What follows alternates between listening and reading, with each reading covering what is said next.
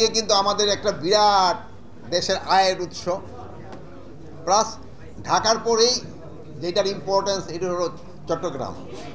তো চট্টগ্রামে আইন শৃঙ্খলা পরিস্থিতি যে এখন যে অবস্থা, এটা আমি বলবো যে মোটামুটি, বাট এটা এখনও পুরাপুরি সন্তোষজনক নয়।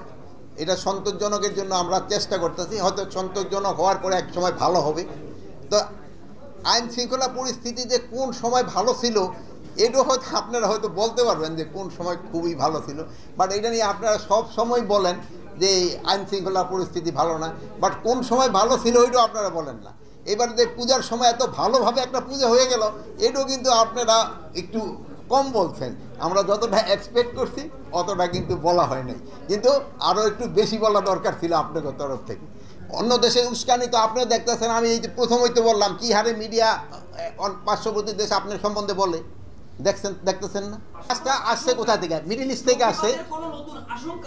না না না, শোনেন, এই জাহাজটা আসছে মিডল ইস্ট থেকে আইসা একটা দেশে গেছে, ওই দেশ থেকে আমাদের এখানে। আমাদের দেশে কি কোনো দেশে জাহাজে আসা কি নিষেধ আছে?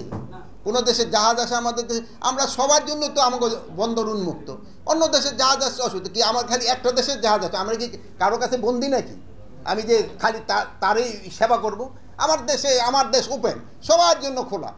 এইটার ভিতরে আপনারা দেখছেন যে এইটার ভিতরে কিন্তু অনেক কিছু আছে। আপনারা জানেন খেজুর, পেঁয়াজ, যেটা আমার এখন দরকার, রোজার সময় আমার খেজুর দরকার, তো এইটা আসছে, আলু, এইগুলি আসছে, তো এইগুলিকে আমি আসতে দিব না?